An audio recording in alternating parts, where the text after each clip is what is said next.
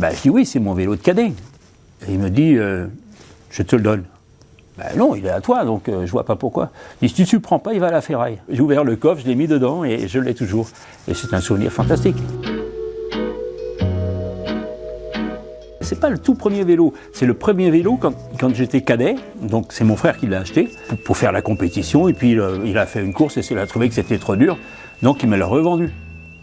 Je l'ai acheté, et c'est un vélo tout en acier avec des clavettes qui fait 14 kilos, quoi. Mais ça ne m'a pas empêché de gagner des courses. Il était bleu gitane, parce que c'était un gitane. Mon frère l'avait acheté chez le petit mécano qui habitait dans le village, et après je l'ai récupéré. Ce vélo, moi après quand j'étais professionnel, je l'ai donné à mon filleul pour qu'il fasse de la compétition, il en a fait un petit peu, puis après il a arrêté, et ce vélo a disparu. Donc comme c'était vraiment que de la ferraille, on pensait qu'il était parti chez un ferrailleur. Et puis il y a une dizaine d'années, il y a quelqu'un qui habite pas très loin de chez moi qui m'appelle, il me dit je voudrais que tu identifies ce vélo. Il paraît que c'est à toi. Bon, je dis ok, je viens le voir. Je regarde, et puis il était marqué aux initiales de mon frère. Donc je ne peux pas me tromper. Je dis oui, c'est mon vélo de cadet. Et il me dit, je te le donne. Non, il est à toi, donc je vois pas pourquoi. Il dit, si tu ne le prends pas, il va à la ferraille. Donc ça n'a pas duré longtemps. Hein. J'ai ouvert le coffre, je l'ai mis dedans et je l'ai toujours. Et c'est un souvenir fantastique. C'est un vélo gitane avec des manivelles à clavettes. Alors je ne sais pas si les gens savent ce que c'est donc au lieu que ce soit des emmanchements carrés et puis de l'aluminium, c'est que de l'acier.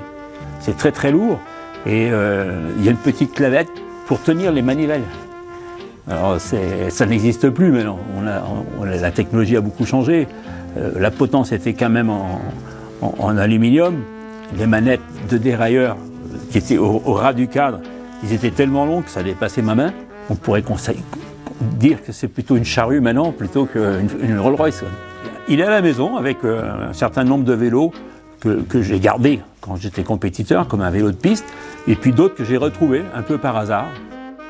Ma génération, très peu de coureurs gardaient les vélos qu'on leur prêtait pour faire la compétition, ça appartenait à la société, et donc en général, on les rendait à la fin de la saison. Je sais encore le prix, il me l'a revendu surtout 570 francs. Parce que ça marque, parce que quand vous commencez la compétition, il n'y a pas beaucoup de prix, et tout ce que je pouvais gagner en course, parce que j'en ai gagné quelques-unes, même en cadet, c'était tout pour lui, quoi. C'était pour rembourser ce vélo. Mais bon, c'est comme ça peut-être qu'on devient un champion, parce que on est heureux d'avoir un outil entre les jambes, qui est un vélo, et puis surtout se dire, si je ne gagne pas, je ne peux pas lui rembourser. Donc ça nous oblige à aller encore plus loin à chaque fois, quoi.